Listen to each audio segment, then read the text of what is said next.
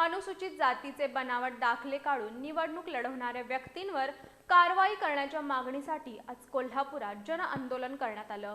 बिंदू चौक ते जिल्हाधिकारी कार्यालय असा मोर्चा काढत आंदोलकांनी जिल्हाधिकारी अमोल येडगे यांची भेट घेऊन निवेदन सादर केलं।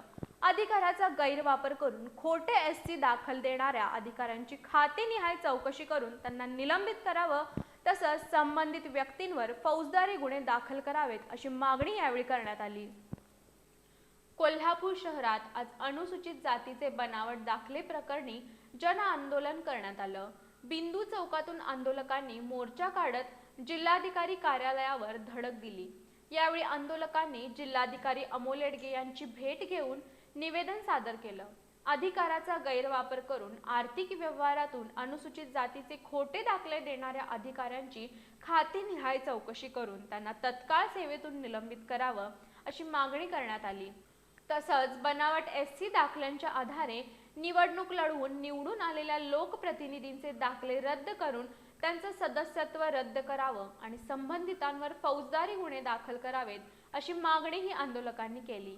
या प्रकरणाची सखोल चौकशी करून दोषींवर कडक कारवाई करण्यात यावी, अन्यथा आंदोलन अधिक तीव्र करण्याचा इशाराही आंदोलकांनी यावेळी दिला।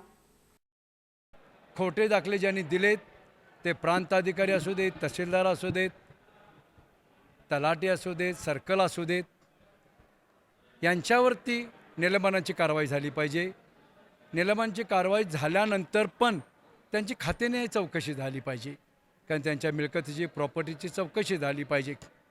त्याबरोबर ज्यांनी खोटे दाखले काढलेत त्यांच्यावरती गुन्हे दाखल झाले पाहिजे आणि त्यांना सजा झाली पाहिजे। कारण एक माणूस ओपनमध्ये इलेक्शन लढतो, तोच माणूस ओबीसीमध्ये लढतो, तोच माणूस एससीमध्ये लढतो। म्हणजे ह्या देशामध्ये संविधान आहे की नाही? मग हे संविधान कुणी गुंडळलं? तर ह्या प्रशासनानं, म्हणजे ह्या अधिकाऱ्यांनी।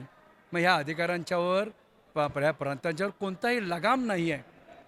परंतु न्यायिक लढाईपेक्षा डॉक्टर बाबासाहेब आंबेडकरांनी लोकशाहीमध्ये जनआंदोलनाची जी लढाई आम्हाला शिकवलेली आहे, जी स्वाभिमानाची लढाई दिलेली आहे, ती लढाई अत्यंत महत्त्वाची आहे आणि ह्या दोन्ही लढाया आम्ही एकत्रित लढणार आहोत।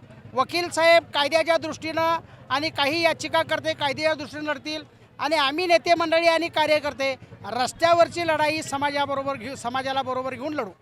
की प्रत्येक वेळी कलेक्टर म्हणतो मी अभ्यास करतो आणि मी कारवाई करतो, तर आता आम्ही कलेक्टरला सांगितलं आहे अभ्यास करा, नाही करा। 15 दिवसानं जर का आपल्या या ह्याच्या भूमिकेवर आपली जर का एखादी कारवाई नाही झाली तर 15 दिवसानंतर आज सनदशीर मार्गाने आलो आहे, उद्या बाकी आम्ही वेगळ्या मार्गाने येऊ असं कलेक्टर साहेबांना सांगितलं।